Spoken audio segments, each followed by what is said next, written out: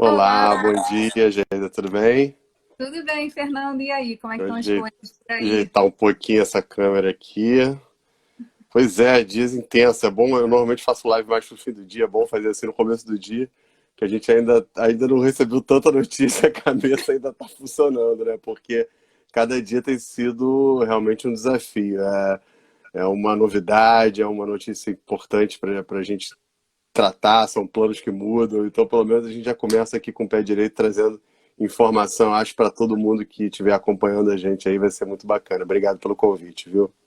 Obrigada por você ter aceitado o convite, estar aqui com a gente. Foi muito interessante porque partiu de um papo de fim de semana, assim, né? De como é que estavam as coisas no setor. E principalmente, eu acho que a gente tem muita coisa para falar, né? Você falou da questão das notícias, cada dia tem uma novidade nova, né? As idas e vindas sobre esse processo, se abre, não abre, como reabre os estabelecimentos. Então, assim, para o sindicato tem sido uma tarefa de correr contra o tempo e também poder dar o máximo de orientação possível, né? Exato, muita coisa, né? E acho que o mais complicado nesse momento é exatamente, acho que essa indefinição, porque a crise em si já é um momento de insegurança, né? De muita apreensão. Então, é importante que nesse momento tenham diretrizes muito claras, muito harmonizadas, muito objetivas. E, infelizmente, a gente não vê isso muitas vezes por parte das autoridades, do poder público de modo geral. Então, isso é que gera muito também insegurança, aumenta esse sentimento de insegurança na tomada de decisão. A gente ontem o Globo noticiou essa questão dos mil bares e restaurantes que não vão voltar a abrir, né, no pós-pandemia, que já anunciaram o fechamento completo. Mas muitos também se reinventaram. Também foi um período durante essa pandemia de pensar alternativas novas para poder sobreviver, né? Quer dizer, um serviço todo de delivery. Eu queria que você falasse com a gente um pouquinho, e aí, só para falar com a galera que está chegando aí, o Fernando Blauer é presidente do Sindicato de Restaurantes e Bares do Rio de Janeiro. E a gente está aqui conversando numa ideia que o Fórum teve, né, de aproveitar esse espaço do Instagram e essas lives para a gente falar sobre como os setores estão trabalhando essa questão da retomada, do impacto do novo coronavírus. A gente também tem feito vários debates no YouTube do Fórum, tentando abordar aí quais são as necessidades que o parlamento precisa estar de olho, né, para poder ajudar na retomada do desenvolvimento econômico. E aí a gente está começando a conversar aqui sobre essa questão do impacto nos bares e restaurantes. Então, queria começar falando do processo em si, quer dizer, da incerteza, da crise e de um salto, né, para esse mundo digital, das entregas online, do delivery e de outras alternativas que foram surgindo aí dentro desse setor.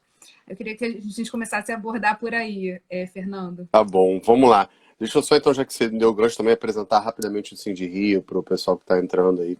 Talvez, eu tenho certeza que muitos conhecem, mas só para a gente, enfim, fazer essa apresentação um pouquinho mais formal. Bom, sou Fernando Blower, sou presidente do Sim de Rio. Sim de Rio é o Sindicato de Bares, Restaurantes e demais meios de alimentação do Rio de Janeiro. Então é bem heterogêneo, vai incluir cafeterias, cantinas, lanchonetes, pizzarias, enfim, todo meio de alimentação fora do lar na cidade do Rio.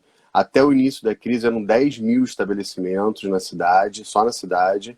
No estado são 15 mil e gerando 110 mil empregos diretos na cidade. É uma cadeia muito longa, porque você tem vários fornecedores de todos os portes, na indústria, prestadores de serviço. Então a gente imagina que as nossas previsões dão conta de que a gente impacta pelo menos 500 mil empregos diretos, sendo o maior empregador de jovens da cidade do Rio. Então tem uma importância realmente econômica e social muito grande. Em 2019 foram 9 bilhões gerados em receita, em PIB para a cidade, e em dinheiro que deixou de circular na economia por conta da crise, né? E o Sindi é uma instituição centenária já, a gente de 1911, e tem hoje o maior número de associados, é a entidade mais representativa local do Brasil. Nenhuma capital tem tantos associados e tanta, vamos dizer assim, peso como nós hoje em dia. Isso é um motivo de orgulho e trazido não só por mim, mas por outros presidentes, diretorias e equipes que me antecederam. E eu estou aqui continuando esse trabalho e tentando ao máximo fazer com que a gente supere esse momento. Eu sempre lembro para as pessoas que é um momento que nada do que a gente fizer, seja assim de Rio, seja a autoridade, seja, enfim, todos os apoiadores, vai ser suficiente para zerar o passivo dessa crise, ou seja, para compensar tudo que vai acontecer. Vai deixar cicatrizes. Eu acho que o nosso papel aqui como entidade, e aí o fórum está aqui também trazendo essa perspectiva de soluções, de visão de futuro, etc. Acho que o nosso papel aqui, todos nós, fórum e todos os outros que estão pensando a economia do Estado do Rio, tentar atenuar esses impactos e mostrar um caminho, né? Um caminho que vai ser difícil de ser trilhado, não existe nenhuma dúvida quanto a isso. Alguns, infelizmente, vão ficar pelo caminho, né? Algumas empresas não vão reabrir, e mais do que isso, vidas foram perdidas. Então, isso aí não tem compensação nenhuma para isso, não existe compensação para isso.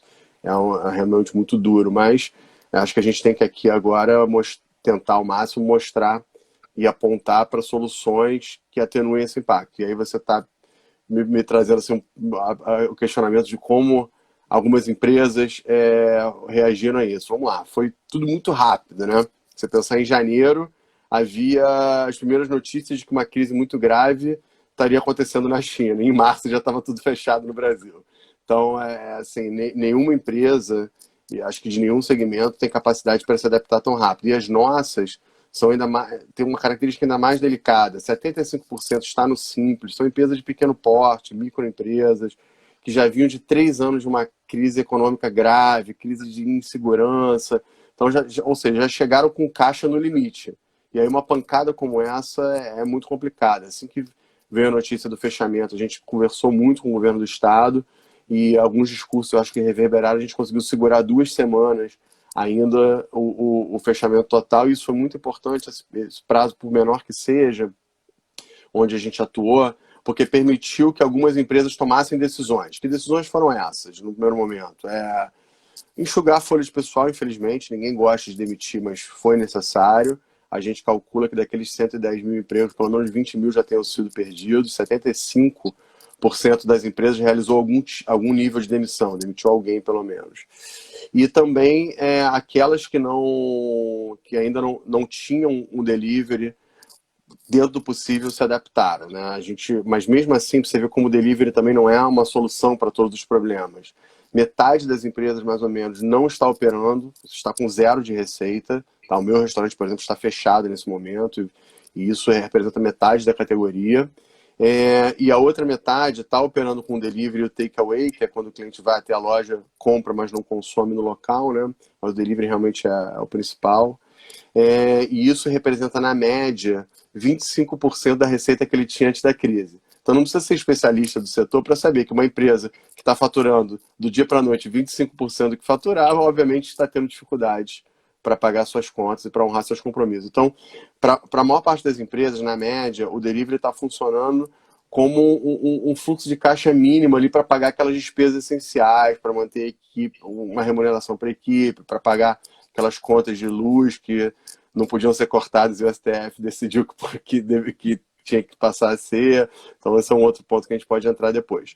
E a gente vê, óbvio, também soluções criativas pontuais, como degustações online, aulas, os chefes ali de alguma maneira interagindo muito mais nas redes sociais e gerando produtos e serviços. Mas isso são produtos e serviços de nicho, né? Na massa, no grosso, realmente a atividade que mais tem sido utilizada é o delivery, seja por canais das grandes plataformas, né? Seja por canais de delivery próprio. E você viu até muita gente atuando, porque o que acontece? As plataformas têm uma taxa, eles entregam um serviço e são importantes? Sim, são importantes. Mas, por outro lado, eles ficam com uma taxa que engole toda a margem do negócio, ou seja, você está ali usando uma linguagem popular, vendendo almoço para comprar jantar, entendeu? Então você está fazendo o teu produto gerar, a equipe trabalhar, mas realmente não, difícil deixar lucro com isso. Então, muita gente recorreu também a plataformas próprias, quer dizer, ferramentas e tecnologias onde você faz toda a logística, faz a venda e, na verdade, ele é só um site ali onde você pode processar isso. Entendeu? Então, esse é o caminho que muita gente está tomando nesse momento para tentar manter sua empresa num nível mínimo de faturamento e de operação para retomar na crise. E o Sind Rio tem um trabalho já histórico, né, de dar apoio, principalmente na questão da comunicação, dos bares e restaurantes, de atuar como um braço, um suporte no fortalecimento de marcas, etc. Como é que foi a busca, né, por esse serviço nesse momento? E como é que foi a atuação de vocês? Como é que vocês têm trabalhado home office, né? Tem lá o aviso no site, está todo mundo em casa seguro. Mas como é que tem sido esse trabalho de interação com os bares e restaurantes? E qual a principal dor, assim? É lógico que a gente está falando aqui da questão de não conseguir mais chegar nem perto, né, do que se faturava antes, mas qual a principal dor, a principal preocupação? A questão do acesso a crédito, por exemplo, e o acesso aos programas governamentais, né, que no primeiro momento surgiram aí, de suspensão de contrato, isso foi utilizado pelo setor? Foi muito. Vamos falar desses dois pontos que eu acho importantes. Realmente, a gente sempre teve um trabalho de informação consistente, né, desde antes da minha gestão, e a gente abraçou isso e tentou ao máximo potencializar, porque é muito importante para a categoria, na nossa opinião, ter uma fonte de informação de qualidade e específica voltada para o segmento, né? Porque os meios de comunicação e outros canais, como o próprio fórum, já trazem informações muito relevantes da economia de modo geral, etc. Mas quando fala especificamente de bares e restaurantes, há esse gap e a gente acaba, dentro do possível, tentando preenchê-lo. Então, esses meios de comunicação do Sind Rio, mídias sociais, a gente tem Instagram, Facebook, LinkedIn, tem o nosso site, já eram acessados, já eram muito relevantes, mas depois da pandemia isso virou realmente uma prioridade para a gente. Uma das primeiras coisas que a gente fez em março ainda foi botar no ar uma aba no site chamada Plantão Coronavírus e criar um canal direto de contato não só com os associados, mas com toda a categoria. Então, mesmo quem não é associado, a gente está respondendo através de e-mail, plantãocoronavírus@sindrio.com.br, ou do WhatsApp, que também tem lá no nosso site. Então, isso gerou também essa maior proximidade com as pessoas, porque eu acho que é muito importante, nesse momento de muita insegurança, que as difíceis decisões sejam tomadas com base em informações sólidas, né? Então a gente se preocupa muito também em não trazer especulações, assim, o governo está pensando em... Não, a gente traz o que já foi decidido, que foi publicado, que está no Diário Oficial, porque se eu trouxer muita especulação, eu vou confundir mais do que informar. Então a gente está se preocupando muito também em trazer aquilo que já pode ser utilizado como ferramenta. E aí eu aconselho todo mundo, peço também que entre, mas só para você ter uma noção da dimensão que isso ganhou, a gente tem recebido em visitas ao site a cada 3 dias o que a gente recebia em um mês, na média. Então foi realmente um volume gigantesco aqui e eu espero que a gente esteja exercendo realmente um papel relevante nisso. Quanto ao crédito, que você perguntou também, certamente foi a maior demanda do setor num segundo momento, né? Assim que houve a absorção do impacto pelo fechamento, e aí as adaptações, quem decidiu fechar, fechou, quem decidiu manter o delivery ou takeaway se adaptou para isso, etc. Logo em seguida, a segunda onda foi: como é que eu vou sobreviver esse período? No começo havia uma esperança de que fosse coisa de 15 dias e tal, rapidamente se percebeu que ia ser um prazo muito mais longo, acho que ninguém imaginou que seria tão longo, né? Já estamos aí com mais de 2 meses de fechamento, daqui a pouco vamos caminhar para o terceiro mês, e o crédito se tornou realmente fundamental. Isso se dividiu em 2 vertentes, né? E todas elas muito ligadas ao governo federal, porque no plano estadual a AG Rio poderia exercer um papel muito relevante, mas ela não tinha fundos para dar conta da dimensão da demanda, e o governo do estado também não tinha recursos para aportar mais do que aportou. A gente sabe da crise fiscal do estado, e o regime de recuperação fiscal impede também que a AG Rio capte com parceiros de fora do Rio, do Brasil. Então existe uma dificuldade muito grande aí de funding para a AG Rio, apesar de ser uma instituição que poderia exercer um papel fundamental se tivesse acesso a mais fundos. No plano federal, isso se dividiu em 2 vertentes. Na vertente do pagamento de folha de funcionários e na vertente crédito direto para empresas para capital de giro. Para a folha de funcionários, houve a MP, que trazia fundos do BNDES para pagamento de funcionários ativos, Isso demorou bastante para deslanchar, mas acabou saindo agora, na prática, saiu mais recentemente. Então, várias empresas aderiram, eu aderi, vários outros, através dos bancos sempre, né? Então, tinha uma dificuldade que, para a categoria, muito, muito relevante, que era só poderia ser acessado por aquelas empresas que processam a folha de pagamento pelo banco. E é da cultura das pequenas empresas ainda pagar em cheque, pagar em dinheiro. Então, teve essa dificuldade no primeiro momento, mas a gente está vendo que isso está começando a sair agora. E a outra vertente, que é muito importante hoje, talvez a gente tenha uma noção sobre isso, é a da MP 936. Foi a que permitiu suspensão do contrato de trabalho ou redução de salário de jornada. Essa MP a prorrogação dela foi aprovada pela Câmara, porque a validade dos acordos era de até 60 dias para suspensão e 90 para redução. Foi aprovada pela Câmara e hoje vai ser votado no Senado. Parece que já tem um acordo para aprovação e para posterior sanção presidencial. Isso é muito importante porque quem aderiu aos acordos logo no começo acabou de terminar esse prazo. As equipes estariam voltando agora, voltando com os restaurantes fechados, sem receita, vai pagar isso como, entendeu? Vai só gerar mais dívida, ou pior, vai dispensar as pessoas sem pagar as decisões porque não vai ter dinheiro. Então, assim, pode ser um problemaço, não só para as empresas, mas inclusive social para os funcionários. Então é importante que haja essa renovação também. A gente espera que isso aconteça no máximo na semana que vem. E quanto a crédito direto para as empresas, que seria o crédito de capital de giro, isso foi realmente, aliás, é ainda um enorme problema. Foram anunciadas várias medidas, mas de fato não chegou na ponta, não chega no pequeno. Nossa última pesquisa mostra que 82% das empresas teve o crédito negado, ou seja, não teve acesso e teve que recorrer a amigos, parentes, para continuar, de alguma maneira, honrando seus compromissos. Então isso é muito grave.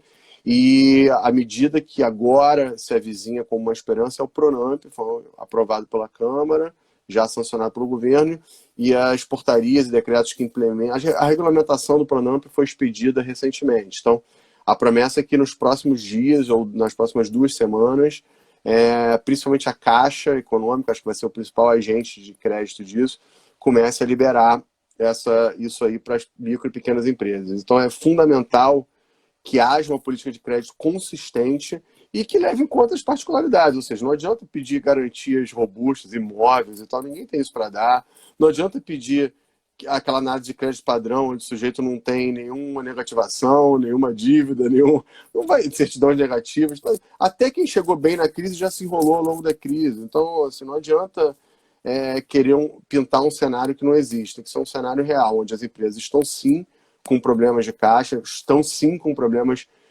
de crédito e precisam de medidas extremas e flexíveis para essa concessão. A gente espera que o Pronamp, de fato, resolva isso, e se não for o Pronamp, que algo resolva isso num curto prazo, porque esse tempo já acabou. A gente precisa de ações imediatas. Agora, nesse período, né, que a gente está falando aí de retomada, também em alguns municípios, tem toda uma discussão aí de como voltar a funcionar. Também se torna importante a atuação de vocês justamente nessa questão de quais são os protocolos de segurança, quais são os protocolos que precisam ser adotados pelos bares e restaurantes para dar mais segurança nessa relação com os consumidores. Como é que vocês têm atuado também nessa questão?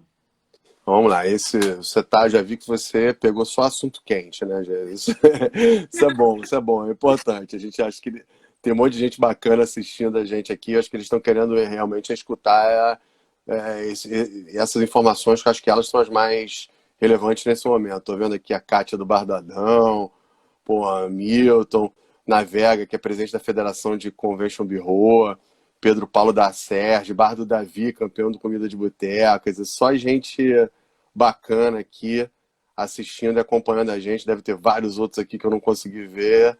Mas meu abraço aí para todo mundo que tá nessa luta com a gente, se comunicando, trazendo informações e ajudando. Estou vendo aqui muita gente legal. Vamos lá. A abertura se transformou realmente num imbróglio que não precisava ter sido dessa maneira. Porque, como a gente começou o nosso papo, a última coisa que a gente precisa é de mais indefinição e mais insegurança. E, infelizmente, é isso que a gente está tendo nesse momento. Para começar, não há harmonização entre Estado e município. O Estado tem algumas regras, o município tem outras. O ideal seria que as secretarias de saúde e vigilância sanitária se encontrassem, conversassem e tomassem decisões em conjunto, expedissem de preferência até uma regulamentação conjunta assinada por ambos. Afinal, a gente tem na nossa dinâmica uma cidade que é muito grande economicamente, socialmente, em relação ao Estado. Então, não é só mais uma cidade. A cidade do Rio é muito grande para o Estado. Então, ela precisa ter um tratamento diferente, que isso seja bastante, vamos lá, assim, seja bastante pertinente e adequado às necessidades da população como um todo. E aí, como população, eu insiro as atividades econômicas, porque a gente tem que conseguir coordenar bem a saúde e a proteção das pessoas com responsabilidade. Isso é fundamental. Então, assim, a gente está tratando de uma crise que começa na saúde, ela desemboca no econômico, mas ela começa na saúde. Então, é muito importante que a gente tenha essa responsabilidade, como gestores, como lideranças, como donos dos nossos negócios, para cuidar dos clientes e dos funcionários. Mas, dito isso, existem vários estudos e técnicos percebendo que existem maneiras de você, com responsabilidade, proteger a saúde das pessoas e exercer minimamente as atividades. E, para isso, é importante essa construção de diálogo que a gente não está sentindo ainda. Vamos lá. No plano do Estado, foi permitida, aliás, nunca sequer foi proibida a atividade de bar e restaurante. O decreto que vigorou durante todo esse período permitia drive-thru, takeaway, delivery e o funcionamento de salão, né, de bar e restaurante com até 30% da capacidade. Isso era o que estava em vigor até recentemente. E agora foi ampliado esse limite de 30% para 50%. Então, se eu tiver um município que não tenha nenhuma restrição, aplica-se a regra do Estado e eu posso abrir com 50% da nossa capacidade.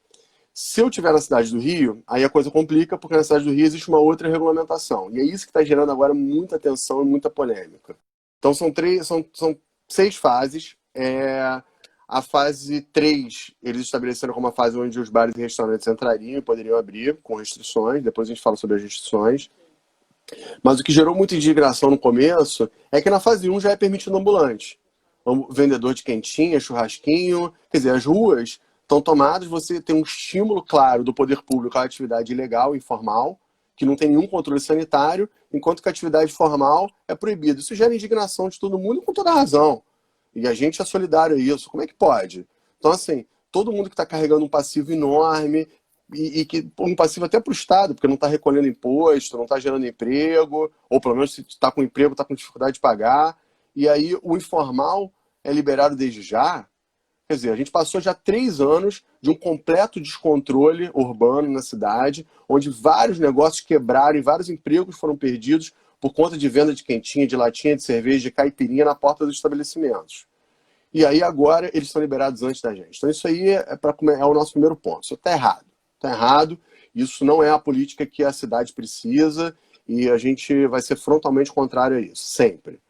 Aí numa fase 2 foi colocado a possibilidade de abertura de shopping sem alimentação. Sendo que a Anvisa, a FDA americana, a União Europeia, todo mundo já falou que não há qualquer indício de transmissão do vírus através da alimentação, através da comida. Então, por que é mais seguro comprar um sapato, uma lingerie, um livro, ou seja lá o que for, e não comprar um sanduíche? E sendo que muitos restaurantes, né, por conta do takeaway, estavam funcionando dentro do shopping já, né? Não, esse funcionamento de shopping, de takeaway e de delivery vai permanecer, mas eles estão proibidos de vender para consumo no local, sendo que os shoppings vão voltar a ter gente e não vai poder ter consumo no local, é uma incoerência. Então, assim, de novo, se é seguro atividades comerciais de um modo geral, é seguro também a alimentação, até porque já está na cultura do setor ter preocupação com saúde pública. Nós somos muito fiscalizados desde sempre, temos protocolos extremamente rigorosos de manipulação de alimentos, de cuidados em geral. Então, o que vai acontecer é que a gente vai ter que aprofundar esses protocolos, mas eles já existiam, entendeu? Enquanto que outros setores nunca precisaram se preocupar com isso. Então, é uma novidade para eles ter que ter esse tipo de preocupação. Então, acho que a gente, com muita clareza e segurança, poderia avançar mais. Isso aí foi errado a maneira como foi colocado, na nossa opinião. E aí passa para um segundo momento, que são quais critérios seriam adotados no momento dessa abertura. Tem uma regulamentação extensa, não vou entrar aqui em todos os detalhes, senão nem caberia no nosso tempo, mas eu posso citar principalmente desde coisas quase caricatas até coisas que vão impedir o funcionamento de fato dos negócios. Primeiro, a capacidade máxima segundo eles, seria de uma pessoa por cada 4 metros quadrados, tá? Então você imagina, a gente tem uma, assim, a coisa mais rara são aqueles salões enormes, as grandes churrascarias, isso não é regra, isso é exceção, né? É muito comum pequenos bares, pequenos restaurantes de bairro, onde você tem um salão ali, vamos dizer, de 20 metros quadrados e tal. Vamos pegar esse exemplo, de 20 metros quadrados. Significaria que eu poderia botar 5 pessoas ali dentro ao mesmo tempo. Ora, que negócio se paga com cinco clientes aqui? Deu uma travada agora. Não entrou uma Que ligação, negócio que desculpa. paga com 5 clientes, foi que a gente ouviu aqui no final. Pois é, isso é impossível. Então, eles já estão dispostos a mudar para a área total do restaurante. A Enchendo Linguiça está falando aqui. Isso já é uma primeira medida, ótimo, mas assim, na nossa opinião, o que tem que vigorar é o distanciamento entre as mesas. Essa é uma medida de proteção eficaz que é adotada em todos os outros segmentos. Você está falando sempre do distanciamento entre pessoas e não de área, etc. Mas só confirmando aqui para o pessoal que está colocando aqui o comentário, a resolução, formalmente falando, fala de 4 metros quadrados na área de atendimento, tá? E eles se comprometeram a mudar isso. Vamos ver se eles vão mudar. Hoje de noite eu tenho uma live com eles e isso vai ser perguntado também. Mas, fora isso, a gente vai ter aqui o distanciamento entre mesas. 1 metro e meio, no máximo, é o que vai ser adotado no plano estadual, é o que foi adotado em outros estados. É o que foi adotado nos Estados Unidos. Lá eles falam de 6 pés, né? Então, se fizer uma conversão, dá menos de 2 metros também. Então, o que vai acontecer, na nossa opinião, o que deveria acontecer? Pessoas chegaram no mesmo grupo. Então, um casal que chega de Uber ou chega andando na rua, essas pessoas já estão em contato, então não tem por que elas ficarem separadas. Elas podem ficar juntas. Então, se tiver uma mesa de 4, 6 pessoas, nem que se bote o limite de mesa para não virar festa, tudo bem. Cada mesa pode ter até, vamos dizer, 6, 8 pessoas. Isso ok também. Agora, dentro dessa mesa não pode ter distanciamento e a gente bota um distanciamento de 1,5 metro entre as mesas. Pronto. Isso é uma medida de proteção segura e que geraria resultado. E uma outra preocupação muito grande das pessoas é quanto ao self-service. A gente sabe que restaurante Aquilo é um modelo muito comum, não só na cidade do Rio, né? É muito difundido e gera benefícios para o cliente, gera benefícios para a empresa e gera também um modo de operação que você não muda do dia para a noite. Você não pode, eu era um restaurante Aquilo, agora eu virei outra coisa. Mas não é assim que a coisa funciona. Até porque exige investimento no momento onde ninguém consegue investir. E aí foi exigido que que o cliente fosse servido sempre por um funcionário. Olha, se todas as empresas estão demitindo, como é que ela vai ter mais gente disponível para servir? Isso não vai acontecer, não tem condições. Então, no protocolo que a gente tinha proposto, haveria, dentro do possível, um funcionário para servir, mas não obrigatoriamente. Isso seria uma recomendação. E o que seria obrigatório é que, na entrada da linha de serviço, primeiro houvesse um afastamento das pessoas para que não ficasse se servindo ao mesmo tempo, sempre respeitando essa distância mínima, e também que antes dela pegar qualquer utensílio, qualquer prato, ela tivesse o álcool gel para asepsia e uma luva plástica descartável para ela não tocar em nada sem ser com a luva daqui por diante. E no final, saiu da balança, descarta a luva numa lixeira e é a vida que segue. A gente sabe, tem todas as questões ambientais no começo disso, por uso de plástico, que obviamente não é recomendável no modo geral, mas a gente está numa situação emergencial. Depois isso seria revogado, naturalmente, né? Só por esse momento. Então, isso garantiria já esse distanciamento e garantiria que as pessoas não compartilhassem utensílios. Mas qual o problema? A resolução saiu sem reuniões prévias técnicas. Foi feita uma resolução e foi conversado com a gente depois. Aí não tem milagre. Porque os técnicos, eles certamente são muito bem intencionados e querem proteger a população. A gente não tem a menor dúvida das intenções deles e da capacidade técnica que eles têm sobre isso. Então, não é uma crítica a eles diretamente, é uma crítica ao processo. Para um processo ser eficiente, você tem que botar todo mundo que está na ponta compartilhando da decisão e tomando as decisões em conjunto para dizer o que é viável e o que não é.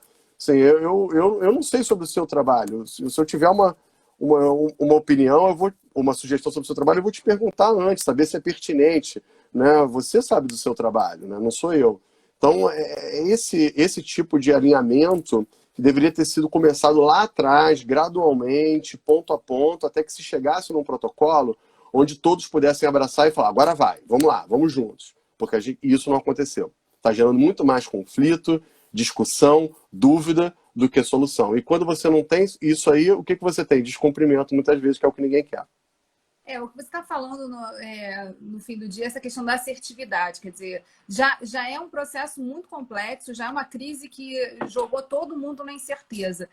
Se o poder público, que é quem define essas regras, não tiver assertividade, e esse processo for um processo de idas e vindas, além de aprofundar a insegurança, você também acaba trazendo mais problemas, porque as pessoas ficam informadas, às vezes, da primeira decisão e não da sua mudança. E esse processo também é um processo que acaba gerando aí um esforço a mais, né, na comunicação, que é justamente dizer assim, o que está valendo agora, nesse minuto, e que pode mudar daqui a pouco, que se torna bastante complicado, né? Exatamente, exatamente. E, de novo, volta esse desalinhamento, né? Porque imagina se a gente tivesse um protocolo só, Estado, município, Rio apoiando, todo mundo junto, como uma voz só, falando, gente, vamos fazer todos os esclarecimentos necessários, lives, debates, mas é importante que todo mundo siga isso, porque nós todos estamos de acordo. Pô, isso seria uma mensagem, assim, fantástica para a população de um modo geral e daria segurança também para o cliente voltar a frequentar os restaurantes, porque senão eles vão quebrar. Simples assim. A gente levantou aqui com informações e dados e pesquisas que pelo menos 10% desses empreendimentos já decidiram fechar as portas em definitivo. Seja porque quebraram financeiramente, seja porque não acreditam na retomada e tomaram essa decisão. E pelo menos um terço não deve chegar até o fim do ano se medidas de restrição ou de crédito não forem rediscutidas. Então a gente está falando de uma quebradeira geral.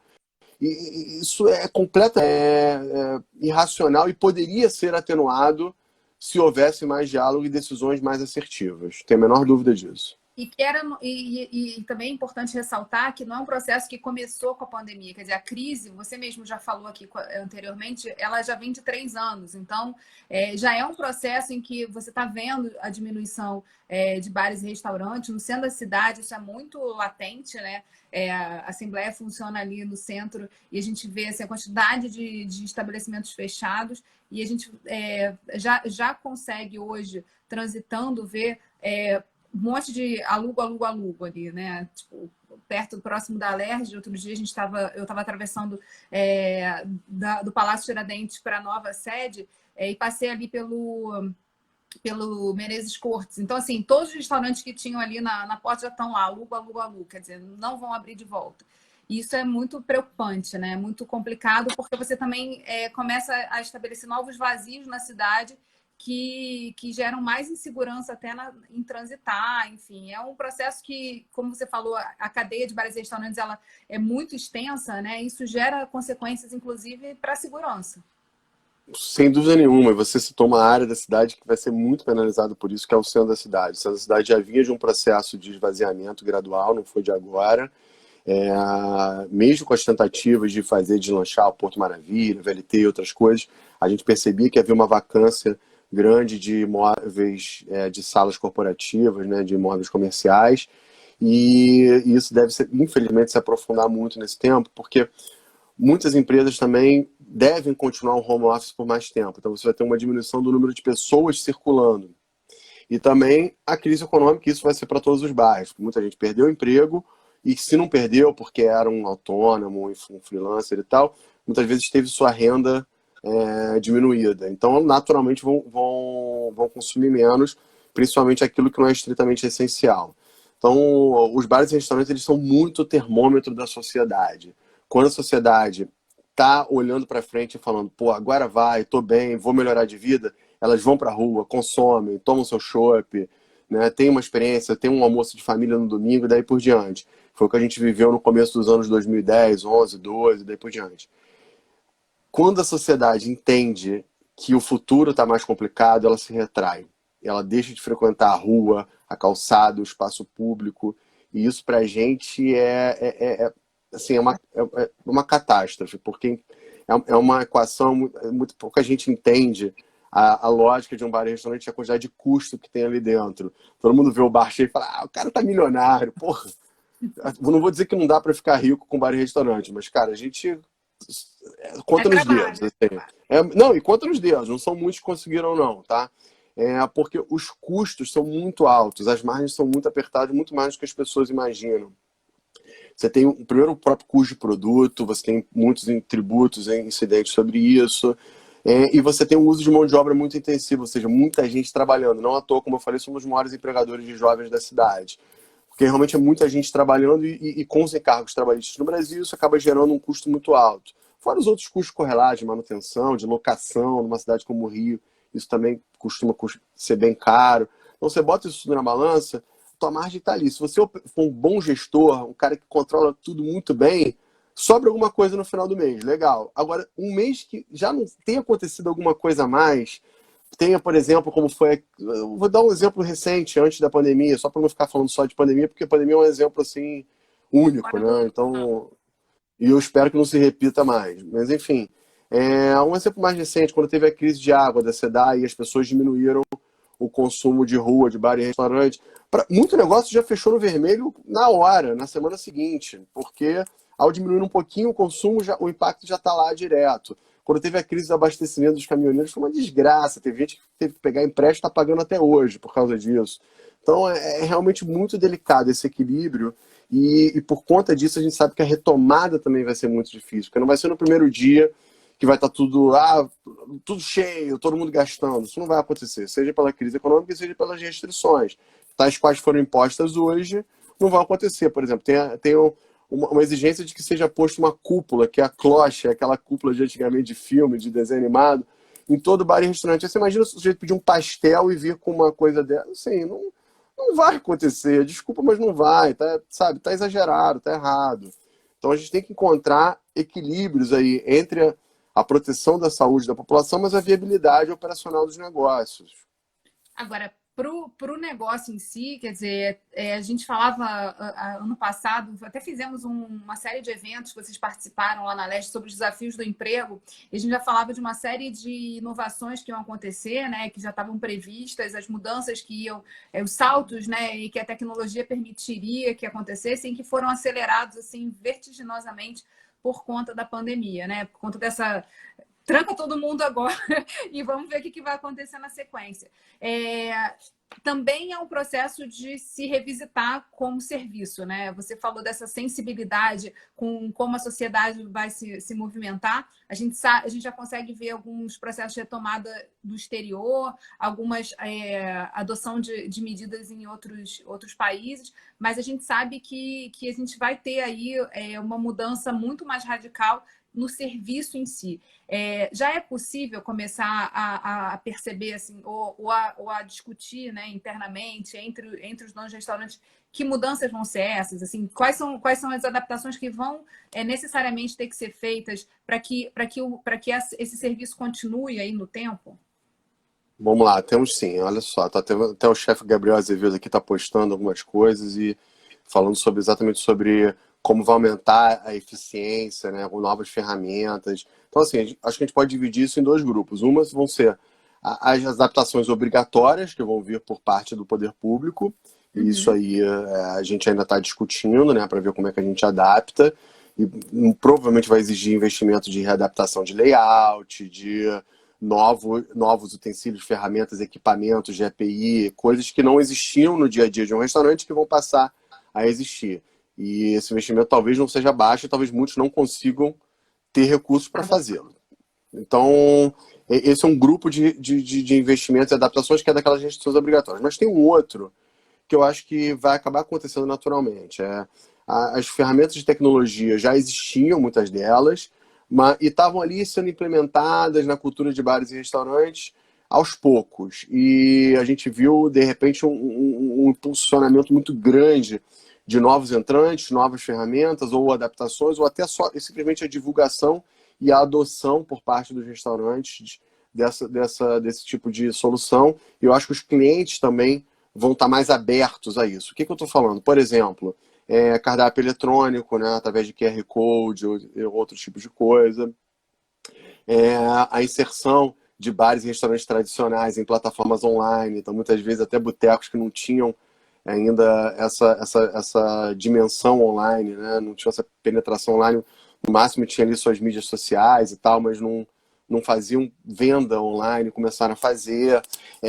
Você tem também totens de autoatendimento que talvez comecem a se espalhar mais para evitar esse contato entre pessoas. Então, uma série de ferramentas, a reserva online era algo que já existia há anos, mas por que não ser mais utilizado? É uma ferramenta extremamente barata, rápida, prática e até ajuda na programação do restaurante. Então, até é bom para a gente saber por antecipação quantas pessoas virão, que horas virão, isso é sempre útil. Então, acho que todas essas operações, aos poucos, e essas ferramentas mais digitais vão acabar entrando mais na cultura do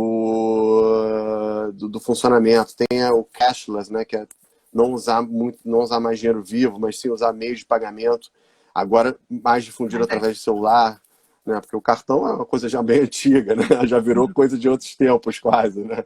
Então você tem ali através do celular vários meios de pagamento, várias novas fintechs e plataformas entrando nisso aí. Então acho que realmente vão ter outras soluções daqui para frente. Tá vendo? O pessoal aqui falando, vamos brigar pela reabertura. E é isso que a gente faz todo dia, tentar conversar com o poder público e falar para eles, cara, do jeito que vocês estão formatando as coisas, não está funcionando. Isso não, vocês estão botando regras e condições que as pessoas não estão aptas a respeitar. Então, esse diálogo ele tem que existir sempre, mas é um diálogo com posicionamento. E a nossa posição é muito clara quanto a isso. E tem uma questão importante também aí, né? Que a gente voltando um pouquinho a essa questão das tecnologias, o chefe aqui falou também de estoque, né? Quer dizer, tudo isso vai ser redimensionado, né? Os espaços, a maneira como se produz, a forma como as pessoas pagam, a forma como as pessoas entram no restaurante e vivem aquela experiência também, isso vai mudar vertiginosamente. E são questões aí que precisam ser absorvidas, mas que demandam um investimento para essas adaptações que, no momento, a gente de caixa baixo, né? E de até dívidas, enfim, de como essa transição não vai ser uma transição fácil. E aí a gente está falando também da redução de empregos, de vagas de emprego, né? Que foi imediata, vocês sentiram isso na pele rapidamente, e a retomada vai ser lenta. E talvez com essas novas tecnologias haja uma substituição natural. E principalmente tem uma outra questão importante, né, que é a questão da informalidade. Quer dizer, nesse momento a gente vê crescer aí o nível de informalidade das pessoas fazendo as coisas em casa, e isso representa também uma insegurança em relação à própria saúde pública, né? Porque não estão sendo vistas, não estão sendo fiscalizadas. Tem toda uma questão aí de um trabalho, quer dizer, não vai faltar trabalho para o Sim-de-Rio. Não vai. E isso é um compromisso que a gente tem com todo mundo, sabe? Já às vezes até eu sei que existe uma tensão muito grande, as pessoas cobram da gente, falam, pô, a gente tem que resolver as coisas. Pô, queria eu poder ter o poder de resolver o Sim-de-Rio, que pode obrigar o poder público a tomar essa ou aquela decisão. Acho que travou de novo, vocês estão conseguindo escutar bem? Estou conseguindo escutar, não tô, o movimento é que está parado. Como é que está para vocês aí? Oi, acho que voltou agora, tá conseguindo... Voltou, né? Então, assim, eu gostaria de poder realmente implementar tudo aquilo que a categoria exige da gente. Agora, isso passa pelo poder público, e nem sempre o poder público está disposto a aceitar essas recomendações, como foi o caso das normas para reabertura. A gente elaborou um protocolo que está no nosso site, feito junto com a Associação Nacional de Restaurantes, que contou com vários especialistas, é um protocolo extremamente detalhado, são 40 e tantas páginas com gráficos, com desenhos, muito autoexplicativo, e que é muito pé no chão, é muito razoável, mas não foi considerado. A gente mandou com antecedência, nunca teve resposta. Então, assim, a gente está ali pressionando o tempo todo. Agora, nem sempre a gente consegue essa efetividade por conta da falta de escuta do outro lado, tá? Esse é um ponto. Agora, a informalidade realmente, no Rio de Janeiro, na cidade principalmente, acho que no estado aí vai variar de uma cidade para outra, mas na cidade do Rio de Janeiro, isso se transformou quase que na regra, né? Você pode fazer o que você quiser se você for informal, e se você for formal, você vai ser fiscalizado. Isso está errado. Isso está errado. Eu acho que se existe uma lei, a lei é para todos, tá? E a gente, quando cobra da vigilância sanitária a fiscalização desses estabelecimentos, o que eles respondem para a gente é que eles não têm competência legal para fiscalizar informais, que isso seria da Fazenda. Não vai ser a Fazenda que vai fiscalizar isso, desculpa, mas não vai. Não vai. Eles não tem nem equipe, às vezes, para fiscalizar o contribuinte mesmo, quanto mais aquele que sequer está no mapa. Que não... Então, assim, precisa realmente de uma postura pública dizendo claramente que cidade a gente quer. Né? Se a gente quer fomentar estabelecimentos formais que gerem crescimento e valor para a economia, ou se a gente não está nem aí para eles, porque é isso que muitas vezes as pessoas sentem. Tá? Então, esse ponto é fundamental. E a gente está falando, no caso de restaurante, é uma coisa mais sensível ainda, que não é só a economia, é a saúde das pessoas. Que comida é essa? Porque você compra pelo delivery uma marca bonitinha lá, e você fala, pô, que legal, você não sabe de onde está vindo. E não tem ninguém fiscalizando, como é que você faz? Entendeu? Porque tem legal no delivery, e muito. Tá? Então, eu sempre recomendo comprar das marcas que você conhece a loja física ou que pelo menos você tem uma referência. Inclusive, foi aprovado ontem um projeto de lei no município exigindo que as plataformas coloquem alvará e licenciamento sanitário disponível para acesso ao cliente, para o cliente poder fiscalizar isso também. Tá? Agora, você tocou num outro ponto relevante, que é o estoque. O que acontece com os bares e restaurantes em geral? O nosso estoque é perecível. Então, depois de 2 meses fechado ou mais, tudo já foi ou doado ou se perdeu, acabou. A loja de colchão, a loja de sapato, seja lá o que for, o estoque deles está lá, não estragou, o nosso já era. Aquilo foi dinheiro que foi embora. E para você voltar a operar, você vai precisar de mais dinheiro ainda quando você não tem dinheiro nenhum. Então vai ser complicado, a gente está conversando muito com várias instituições, a ADERJ, que é a Associação de Distribuidores, tem tido um diálogo ótimo com a gente para buscar soluções que viabilizem também, junto com fornecedores, com a indústria de um modo geral, que a gente chama de enxoval, quer dizer, que esse abastecimento inicial do estoque dos estabelecimentos possa ter condições melhores em termos de prazo de pagamento, de preço, etc., para que eles consigam, de fato, ter um respiro e voltar a funcionar. Isso vai ser bem importante. E uma outra questão também que precisa ser endereçada com urgência é a relação com as concessionárias, né? Gás, luz e água.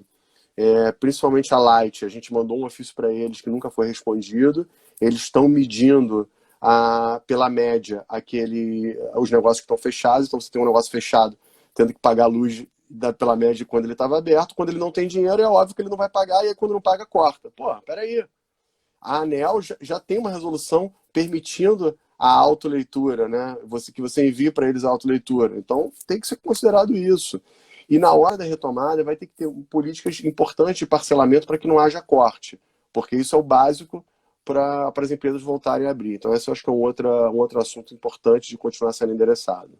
Eu acho que é legal só a gente repetir aqui que algumas pessoas perguntaram sobre esse protocolo, né, que vocês elaboraram para dialogar com o governo, mas que está disponível no site do Sindirio e é um material extenso que teve um diálogo também interno dos bares e restaurantes com modelos internacionais que pode ser acessado para que, pelo menos assim, no que seja o padrão, né, ou uma orientação de como adotar essas medidas de segurança, esse pode ser um material aí importante.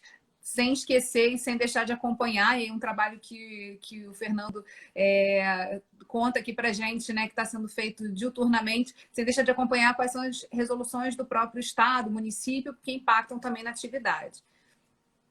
Exatamente, acho que é um bom norte para guiar um pouco esse momento.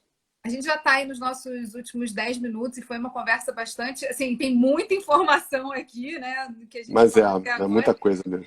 E aí eu queria te perguntar, Fernando, assim, em termos... a gente quando está dentro do furacão, muitas vezes a gente não consegue ver o horizonte, né? E é muita informação o tempo todo chegando, o que deixa a gente, às vezes, meio baqueado.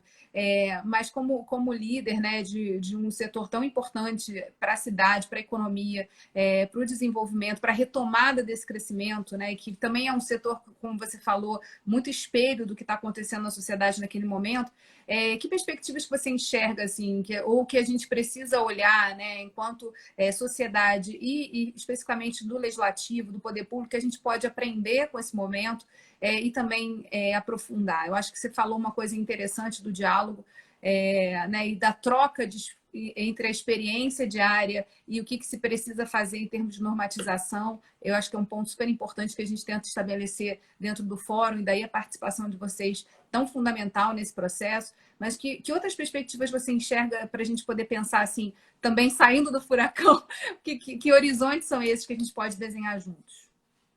Então, vamos lá, realmente você falou o fundamental, que é esses canais de diálogo constantes, abertos e republicanos, sem questões, não é partidário, não é eleição, é desenvolvimento da cidade. Vamos cuidar e do Estado, né? Acho que o fórum que você coordena, ele exerce esse papel muito bem no âmbito da Alerj do Estado, e é um exemplo. Você tem ali as comissões temáticas, né, trabalhando por segmentos da economia. A gente participa de algumas delas que tem a ver mais com com bares e restaurantes, e não só parabenizo iniciativas como a do Fórum de Desenvolvimento que você coordena, mas de todas as outras que estimulem esse nível de participação da sociedade como um todo na tomada de decisão do poder público. Então, acho que é isso que a gente precisa começar a pensar um pouco mais. E em termos de futuro, o que eu posso, assim, primeiro uma palavra de esperança, porque está difícil ter. Eu acho que vai ser, esse próximo semestre, pelo menos, vai ser muito, muito duro. Não há nenhuma ilusão quanto a isso. A retomada será lenta, será complicada. Agora, o mundo vai voltar. Em algum momento o mundo vai voltar. Então, assim, agora é hora de segurar as pontas, apertar o que puder aí de despesas e olhar para frente, porque realmente vai... Alguma hora as pessoas vão votar. O nosso segmento é um segmento que ele faz parte daquela coisa mais sensível das pessoas, de hábito, de cultura, de comer fora, de encontrar pessoas, de tomar um chopp. Isso é Rio de Janeiro, isso é da gente. A gente vai querer fazer isso. E uma vez que as restrições comecem a diminuir, a gente vai querer estar junto para poder atender esse público todo. Então, com o pé no chão, a gente vai conseguir, eu acho, voltar a longo prazo. O difícil agora é realmente o curto prazo. Então, o que eu recomendo para todo mundo é estude muito, se informe muito para tomar boas decisões. E tome boas decisões rápido. Seja muito flexível. O que você fazia antes, talvez até desse certo, mas talvez não dê agora. E também, às vezes, se o teu negócio não estava dando tão certo, talvez seja uma oportunidade para você tomar um impulso e repensar ele e realmente fazer diferente. Porque vai precisar ter soluções novas ali, e aí é muito tático, é muito de cada um, de repente daquela rua, daquele bairro, daquele estilo de negócio. A gente está vendo marcas se juntando, marcas mudando ali o seu perfil, vendendo também produtos e não só refeições. Então é isso, é você ter essa mente muito aberta e estar pesquisando muito para entender boas práticas e boas ideias que estão acontecendo em outros lugares e ver o que pode ser adaptado ao seu negócio para você conseguir passar por esse momento. A gente fez uma... Eu estou vendo aqui só, Geisa, desculpa, tem muita gente perguntando do protocolo no site.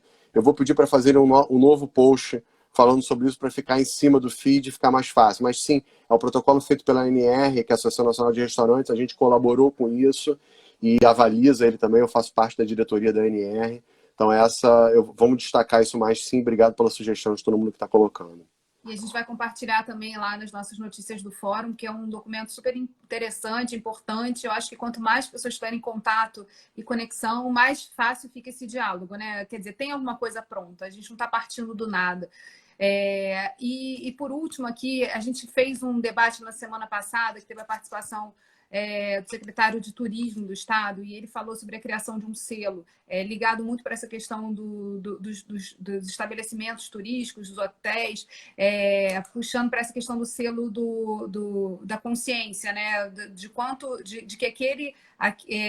por uma autodeclaração, aquele estabelecimento segue as regras de retomada do protocolo. Vocês se envolveram nesse processo? Foi uma curiosidade aqui de final de conversa que eu fiquei...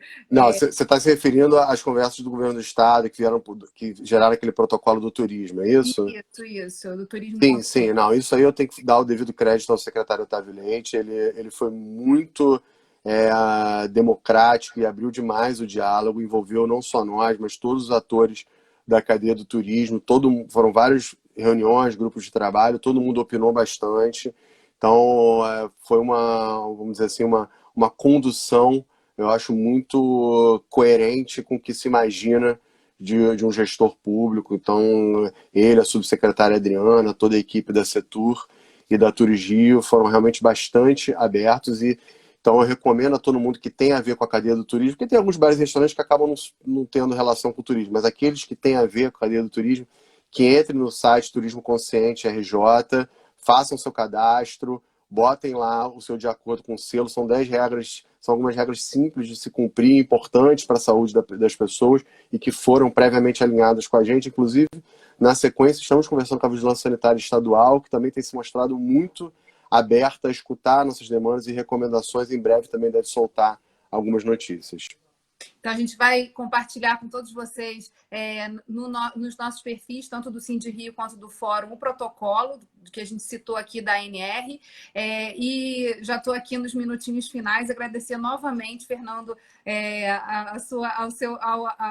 por aceitar o nosso convite, poder esclarecer e conversar um pouco sobre o que está acontecendo. Acho que a gente viu aqui de forma muito realista, né, a crise pela qual o setor está passando, e a gente fala que é uma crise mundial, mas que os desafios também estão nesse potencial de se reinventar, que eu acho que brasileiro tem, né? Eu acho que no DNA, e os cariocas e fluminenses também já estão bastante prontos para poder recomeçar juntos. Então, muito obrigada, parabéns pelo trabalho que você tem feito no Cindy Rio. Quando eu lancei esse convite para a live, muitas pessoas mandaram beijos, abraços, falaram muito assim da tua liderança, da importância que você está tendo nesse momento aí de estabelecer esse diálogo. Então, obrigada por você ter participado. E aí a gente continua conversando também pelos nossos canais, assim, no Rio em Foco e outras, para a gente também ir contando como vai ser essa retomada. Tá, ó, Gisa, muito obrigado por abrir esse espaço para a gente. Parabéns pelo trabalho seu e do Fórum. E um abraço meu aí para todo mundo. Curem da saúde, curem dos seus negócios. Vamos superar isso juntos. E contem com o Cindy Rio. Obrigado mais uma vez. Tchau, tchau. Obrigada, viu? Para Tá, todo um mundo. abraço.